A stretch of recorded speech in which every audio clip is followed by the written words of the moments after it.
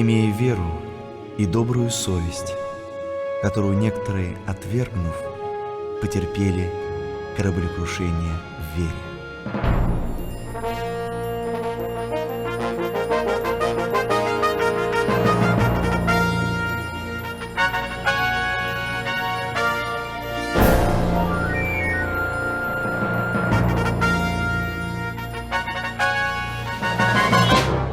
Здравствуйте, дорогие друзья! В эфире программа «Вестник пришествия», которая составлена по проповедям Дэвида Вилкерсона, известного христианского проповедника, автора книги «Крест и нож», создателя сети реабилитационных центров для наркоманов. У микрофона Сергей Калишня. Возлюбленные, мы на свирепой, жестокой войне за нашу веру, и война идет между жизнью и смертью. Сатана твердо решил погубить и уничтожить веру Божьего избранного народа. Чем сильнее твоя вера, тем сильнее будут против нее сатанинские атаки. Христианин с непоколебимой верой отмечен в списках ада как враг номер 1 по следующим причинам. Верой и ее освобождающей силой царства подавлены, праведность рождена, обетования Божьи получены, пасти львов заграждены, сатанинский огонь потушен, и есть побеждающий меч Слово Божие. Верные, даже если и слабые, становятся сильными и смелыми в битве, обращая армию сатаны в бегство. Эти верные воскрешают мертвых, не уступают, когда подвержены пыткам, радостно переносят злословие, побои, избиение камнями, и если заключены в тюрьмы, они поют. Вера поддерживает тех, кто обладает ею. Когда вера разбита или потеряна, верующие становятся слабыми и впадают в прелюбодеяние и беззаконие. Апостол Павел предупреждал, что некоторые оставили свою веру. Он наставлял Тимофея, чтобы тот сражался как добрый воин. Он писал: «Имея веру и добрую совесть, которую некоторые, отвергнув, потерпели кораблекрушение в вере». Также он предупреждал Тимофея, что в последние времена отступят некоторые от веры, внимая духом обольстителям и учением бесовским. Вместе с Тимофеем Павел предупреждал церковь, что сатана будет пытаться разрушить в некоторых веру. Петр попал под сильную атаку сатаны за свою веру. Его вера привела ад в такую ярость, что дьявол просил разрешения рассеять его веру. Какова она? Устоит ли? И сказал Господь: «Симон, Симон, се сатана просил, чтобы сеять вас как пшеницу, но я молился о тебе, чтобы не оскудела вера твоя». Процветание всегда предшествовало также разрушению веры. Перед смертью Моисей сокрушался над склонностью Божьего народа отвергать веру, когда они были благословлены и преуспевали. В своих последних словах он сказал Израилю: «Господь был твердыня твоя, ты был его частью, его наследием. Он нашел тебя в печальной степи, он вывел тебя и руководил тобою, и хранил тебя, как зеницу ока своего, как орел.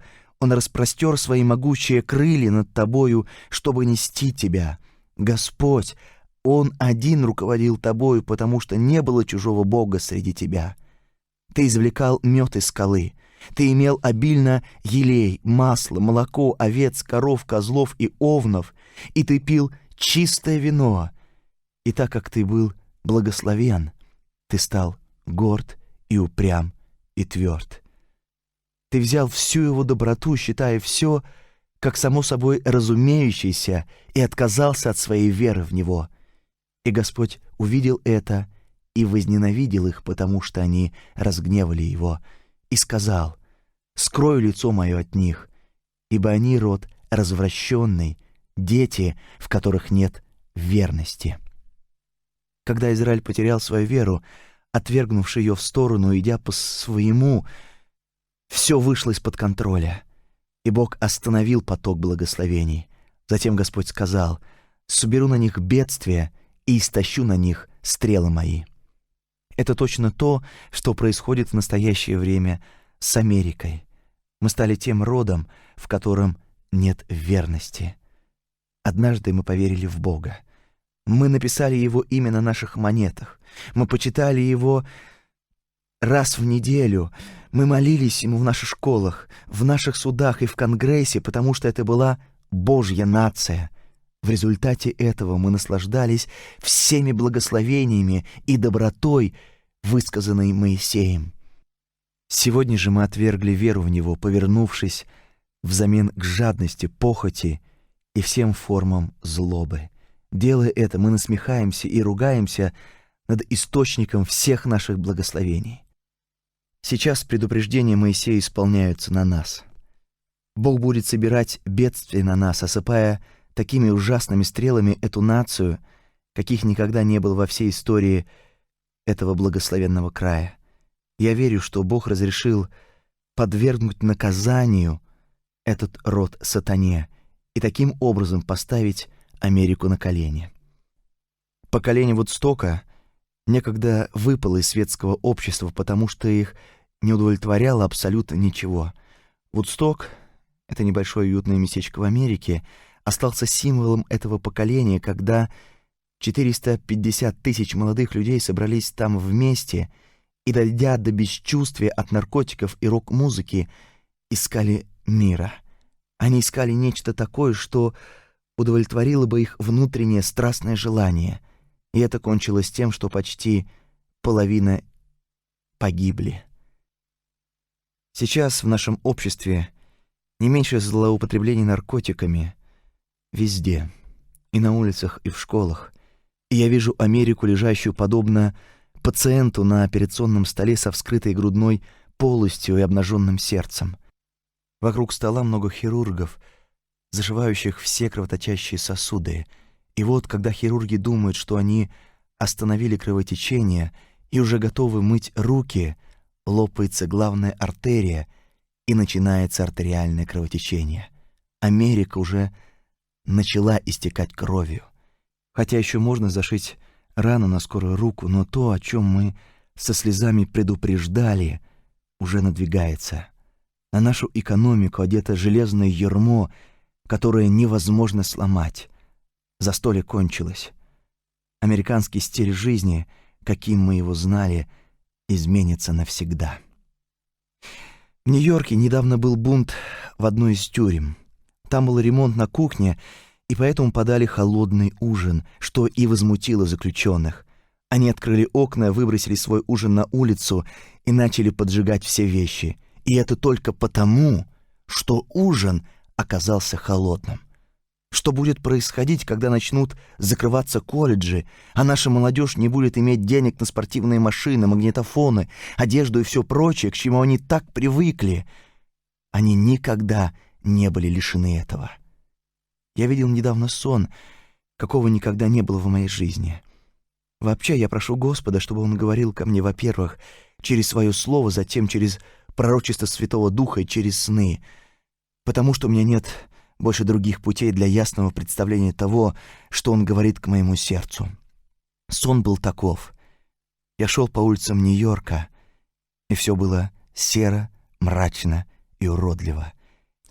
Я шел по тротуару и подошел к водосточной трубе, наполненной молодыми людьми в возрасте студентов колледжа. Они лежали друг на друге, как попало, по 4 и по 5 рядов в высоту. У тех, что оказались в нижнем ряду, головы были наполовину в грязи, которая была на дне канавы. И я подумал про себя: они тонут в грязи. Я думал, что они все мертвы, однако они немного шевелились то одним пальцем, то другим. Они все были живы, но полностью опьянены наркотиками. Изредка некоторые из лежащих сверху поднимались немного, открывали книгу, лениво смотрели в нее, потом закрывали и опять ложились. Я понял, что это были студенты. Потом все эти книги были закрыты, и тогда я заплакал. «О, Боже, посмотри на них! Они лежат один на другом в канавах. Что с ними случилось? Они умирают. Ни один не учится, ни один не работает, ни один не ест. Они все умирают». Возлюбленные, Ускорящийся приговор будет затрагивать молодежь более и более, чем любую часть нашего общества.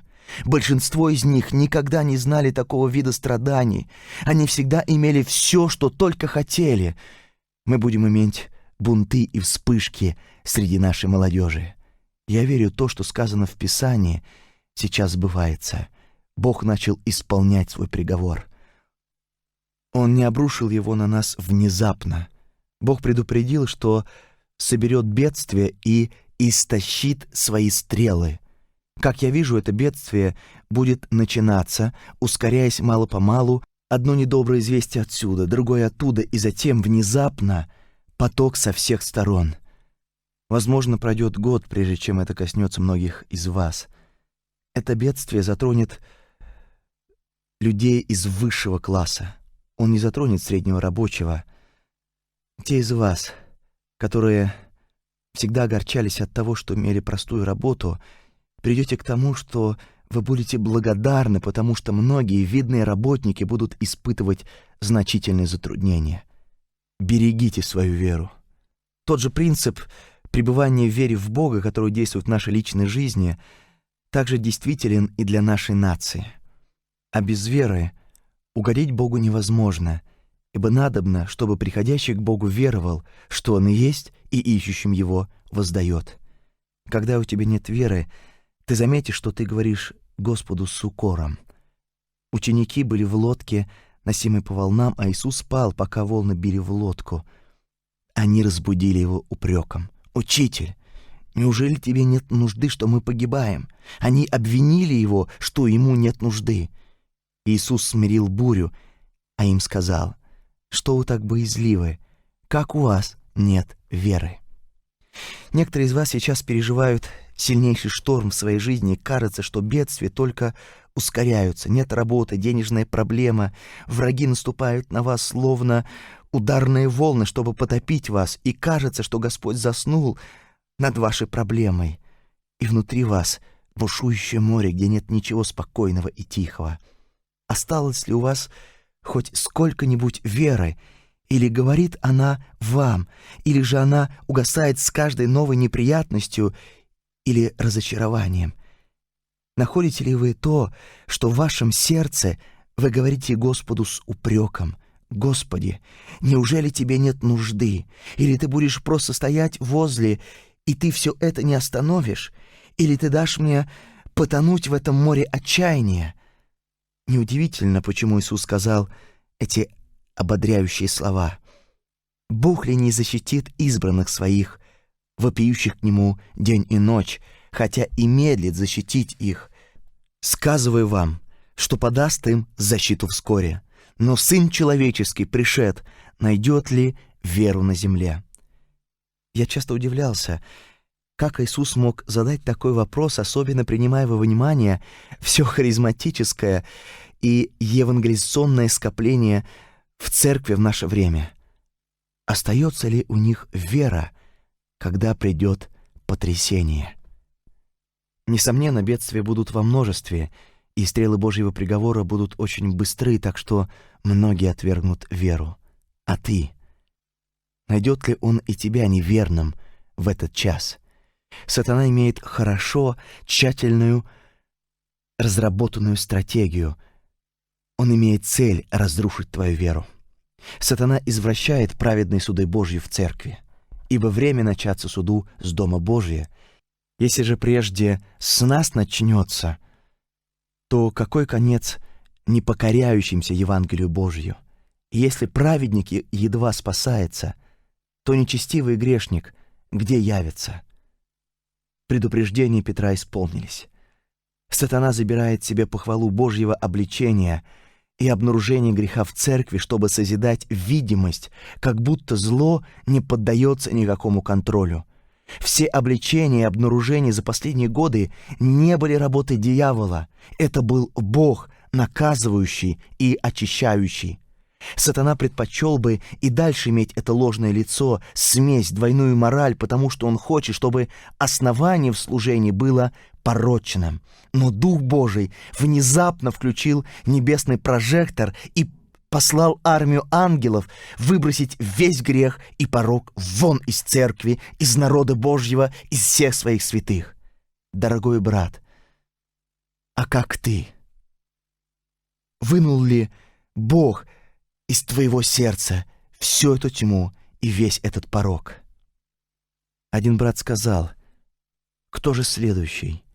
Я был так уверен в тех, кому я доверял.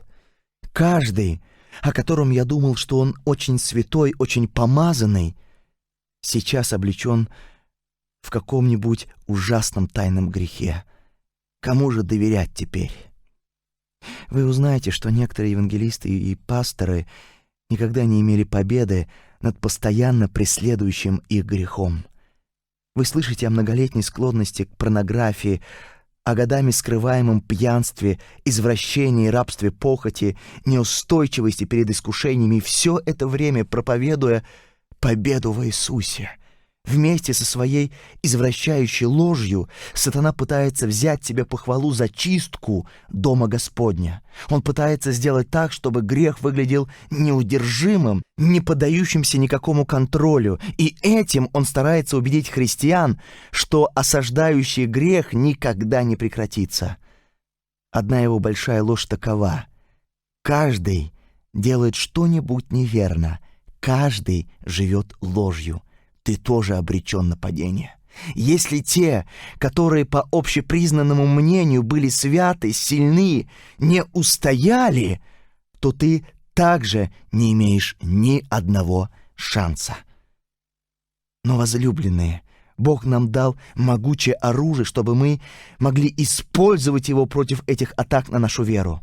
Посему и мы, имея вокруг себя такое облако свидетелей, свергнем с себя всякое бремя и запинающий нас грех, и с терпением будем проходить предлежащее нам поприще. Убери свои взоры с тех, кто падает вокруг тебя. Вместо этого взгляни на великое облако свидетелей, которые совершили свое дело на славу. Этот стих рисует армию победивших святых всех поколений, которые взошли, несмотря ни на что. Они заняли свои места как бы на открытой спортивной арене, ободряя ободрительными возгласами тех святых, которые еще остались в народе. Прислушайся к их восклицаниям. Они говорят: «Удали прочь этот грех. Есть победа. Мы победили. Мы боролись даже до смерти и не упали, потому что Бог хранил нас. Наша вера не поколебалась. Беги с терпением, продолжай движение, истина действует, мы победители». Несколько проповедников пали. Несколько тысяч проповедников пали. Все те, которым ты доверял, пали. Значит ли это, что победители будут всего считанные единицы? Взгляни вверх и узри великое облако свидетелей, одетых в белые одежды. Какова цена всего этого? Спроси Ноя. Он как бы говорит: «Все мое поколение пало. Только 8 из нас сохранили веру, но мы держались 120 лет, несмотря на насилие, насмешки и безудержный грех. Ты тоже можешь побеждать». Скажи дьяволу: если грех такой могуч, и ты говоришь, что все мы обманщики, то как насчет того великого облака свидетелей? Откуда взялась та армия победителей? Если грех очень силен, то как такое множество получили освобождение? Сатана также искажает Божий очищающий процесс. Все пророки предсказывали, что Божий народ должен будет пройти через очищающий огонь, как написано: «И он, как огонь расплавляющий и как щелок очищающий, и сядет переплавлять и очищать серебро, и очистит сынов Левия, и переплавит их, как золото и как серебро, чтобы приносили жертву Господу в правде». Бог сказал Иеремии: «Слово мое не подобно ли огню?» Бог опять посылает свое огненное, пылающее слово, горячее, как угли на его жертвеннике. Он добавляет огня. Ты увидишь это больше и больше, когда Господь будет посылать вперед своих святых пророков, приготовленных вестников. Ибо вот, Придет день, как пылающий огонь, как печь. Когда серебро или золото, очищенное в огне, тогда грязь, примесь, низшие металлы, вся нечистота, гарь и шлак выходят на поверхность.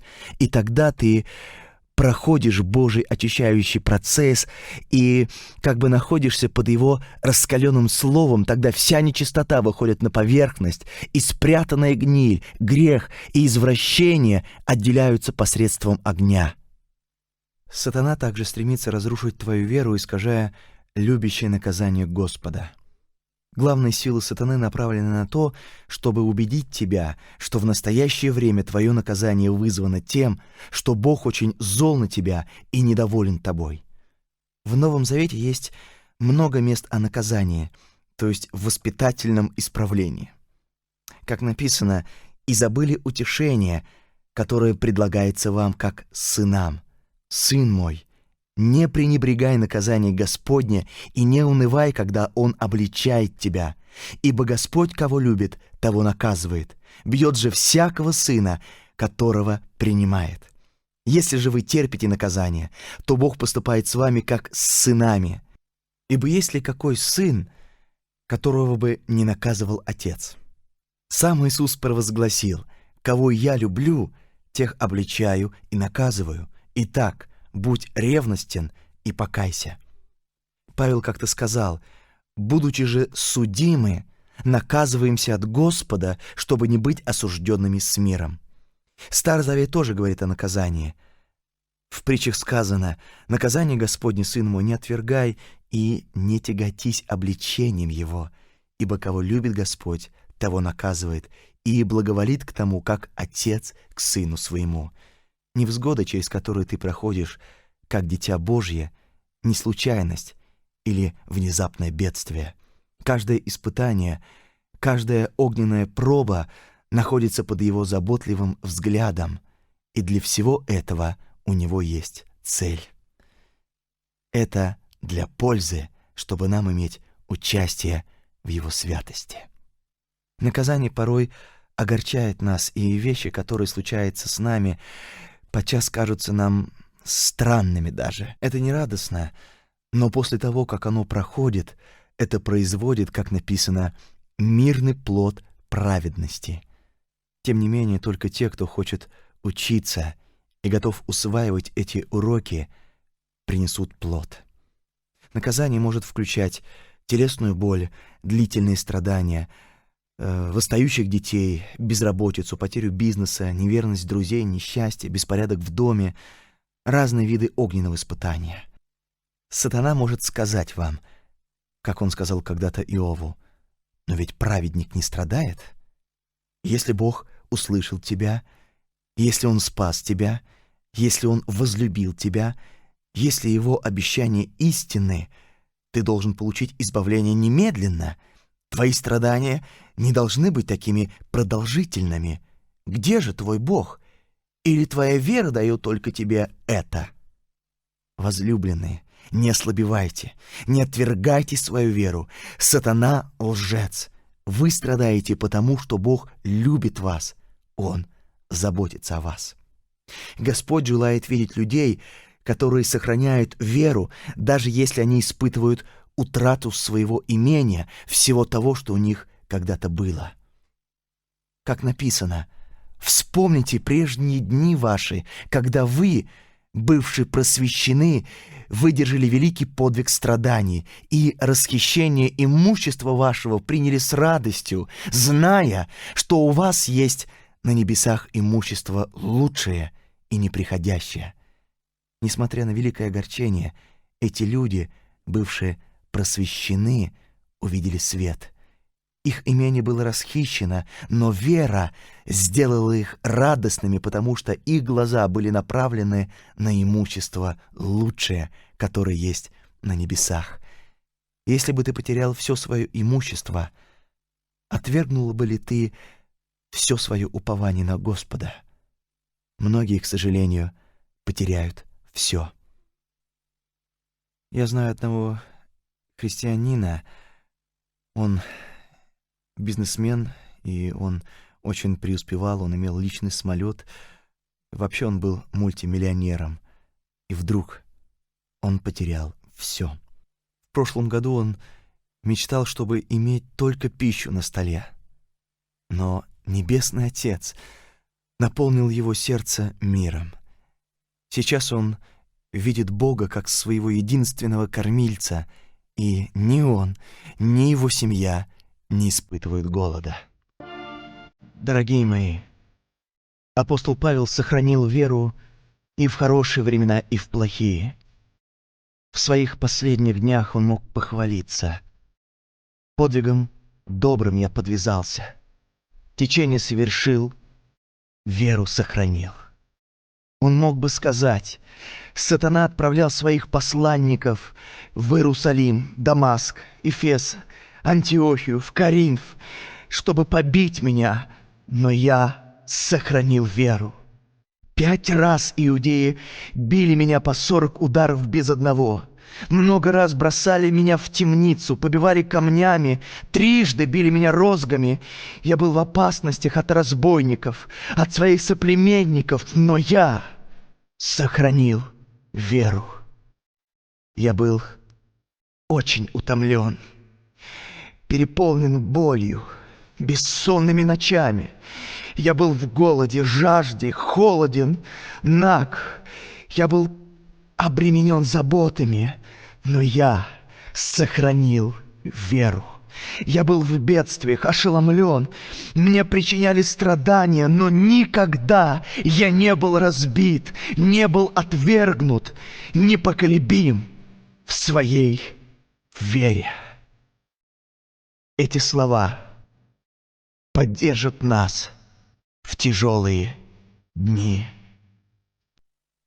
Не убоится худой молвы, сердце его твердо, уповая на Господа. Господь сохранит тебя от всякого зла, сохранит душу твою Господь. Господь будет охранять выхождение и вхождение твое отныне и вовек. Ибо Он укрыл бы меня в скинии своей в день бедствия, скрыл бы меня в потаенном месте селения своего, вознес бы меня на скалу. И призови меня в день скорби, и я избавлю тебя, и ты прославишь имя мое.